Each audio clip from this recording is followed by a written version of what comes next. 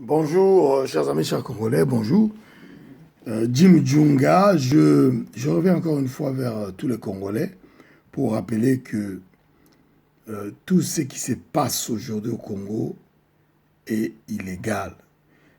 Je reviens vers vous pour dire que les gens de la CENI qui proposent, hein, dans 504 jours des élections, sont dans l'illégalité totale. Il faut toujours aller à l'origine. L'origine, c'est la loi. Que dit la loi sur le mandat ou les mandats d'un président? 2 mandats, fin. Tu organises les élections et tu pars. Est-ce que Kabila, qui est soi-disant président au Congo aujourd'hui, a organisé des élections avant la fin de son mandat? Il n'a pas fait. Il a cherché à garder le pouvoir par tous les moyens. Nous vous en avons parlé longuement. Donc, c'est illégal. Alors, quelles sont les personnes ou quelles sont les organisations qui sont arrivées à donner des moyens pseudo-légaux à Kabila et sa bande d'envahisseurs, d'occupants et de pilleurs pour qu'il reste encore longtemps? Alors là, il faut toujours aller à l'origine.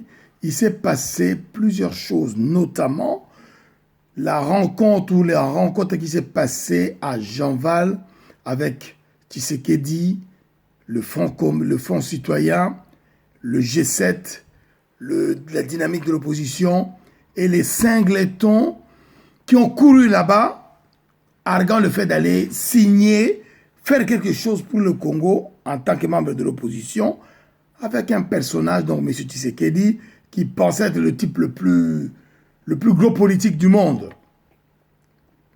Et nous avons vu que pendant ces rencontres de Jean-Val, ce groupe-là a reçu la visite de la ministre des Affaires étrangères du Rwanda, qui venait bien montrer que c'est le Rwanda qui conduisait, qui finançait ces rencontres-là. Non seulement finançait la rencontre dans le château de Jean-Val, mais avait soudoyé, donné de l'argent à tous ses participants pour qu'ils aient quelque chose, pour qu'ils votent dans le sens qu'ils voulaient. Le sens qu'ils voulaient, c'était quoi? Le sens qu'ils voulaient, c'était garder par tout le moyen le système Kabila en place pour continuer le pillage, pour continuer la prévarication des richesses du Congo, des richesses contenues dans le patrimoine du Congo, avec tout le système que certains d'entre nous, certains Congolais viennent découvrir, avec l'émission qui a parlé de Glencore, l'émission de France 2 qui a parlé de Glencore et de ses actions négatives qui sont au Congo. Et de tout le micmac que nous vous avons déjà expliqué au moins depuis plusieurs années. Mais là, vous le découvrez, c'est très bien. Hein? Et donc, c'est ce système-là qui veut qu'il reste en place. On a vu des personnages que nous vous présentions comme étant les gens qui veulent beaucoup du mal au Congo, comme Dan Gersler, etc., etc. Et donc, on s'est rendu compte que tous ces gens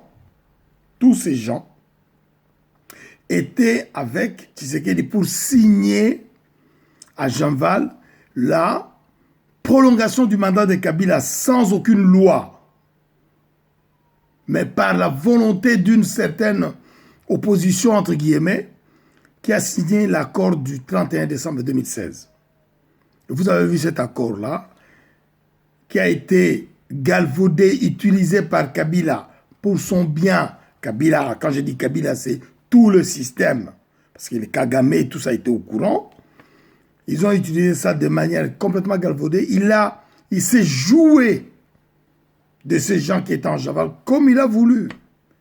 Hein? Il a nommé celui-ci, puis celui-là, puis il dit bon, je ne mets plus personne, puis je mets celui-là. Et puis ils se sont battus entre eux. Les gens des Javal qui ont créé un mouvement qui s'appelle Rassemblement.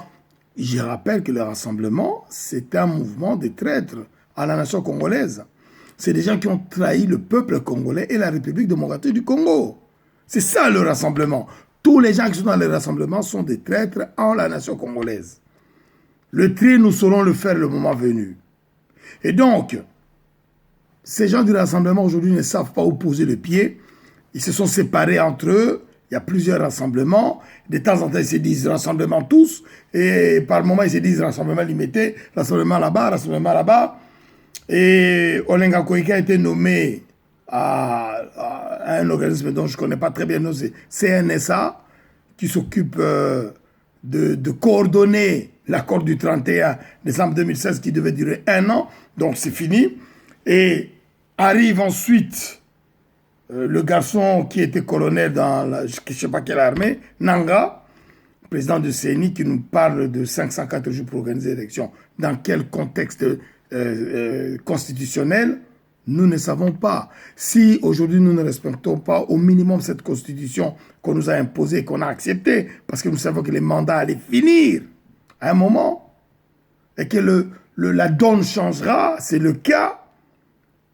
Et on voit Nanga sortir en tant que président de CENI en racontant des choses que nous ne comprenons pas. Et nous lui avons demandé où est-ce qu'il a trouvé, sur quelle base légale fait-il cela. Lui-même ne sait pas.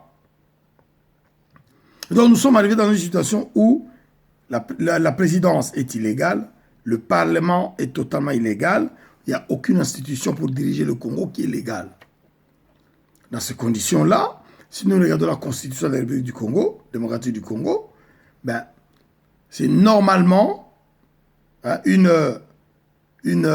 comment dire, Kabila doit dégager, et les Congolais doivent s'organiser maintenant entre eux pour mettre en place une transition selon une modalité qu'ils vont définir. À partir de ce moment-là, nous aurons fait des élections et nous aurons une constituante vraiment. Et là, nous aurons un nouveau gouvernement dans le cadre d'une nouvelle légalité. Et c'est pourquoi je vous ai dit, chers amis, que dans tout ce cinéma négatif que vous avez vu depuis 2 ans, il y a un mouvement qui est resté égal à lui-même. C'est Unité nationale à l'intégrité du Congo, donc notre parti politique. J'en suis le vice-président de la section France, la Fédération de France. Et nous sommes avec le président Dr Georges Aloula. Et c'est le seul mouvement qui est resté égal à lui-même, qui a mené et continue à mener le combat sur tous les plans, politique, social, économique, etc., médiatique. Sur tout le plan, avec une efficacité redoutable. Un mouvement, une organisation politique qui est structurée, organisée autour d'un projet de société que vous pouvez découvrir sur notre site internet, autour d'un programme de gouvernement avec un leader ou un leadership porté par le docteur Jolola, clairement défini, mutatis mutandis. Ce n'est pas question de venir pour s'asseoir et garder le pouvoir comme on a vu certains le faire. C'est mettre ce rythme démocratique dans le Congo, le pérenniser, renforcer le pays. Des investissements de 140 milliards de dollars sont prévus dans ce projet de société pour booster le Congo. L'envie de travailler de Congo, la soif, la faim de travailler de Congolais va nous permettre d'atteindre tous les objectifs que nous nous fixons dans ce projet-là. 140 milliards investis, nous allons développer, monter le PIB du Congo au moins au même niveau que les pays les plus puissants qu'il y a en Afrique. En 2025, au moins. Sinon plus. Et ça, c'est possible. Donner au Congo le moyen d'être maître de lui-même. Alors, je voulais vous dire, pour finir, vous savez, l'étendue d'eau le plus ayant la réserve d'eau douce, la plus grande qu'il y a dans le monde, c'est le lac Baïkal. Le lac Baïkal, c'est un lac qui est à la Fédération de Russie, qui a 31 700 km², donc à peu près dans la Belgique, qui a 643 km de long sur 770 de large. Et vous connaissez le deuxième, c'est le lac Tanganyika, avec 777 km de long et près de 77 km de large. Donc avec 32 000 km², donc plus grand que le lac Baïkal. Mais en termes de contenu d'eau, la profondeur du lac Baïkal dépasse 1600 mètres. Et c'est celle du lac Tanganyika est maximum 1450 mètres.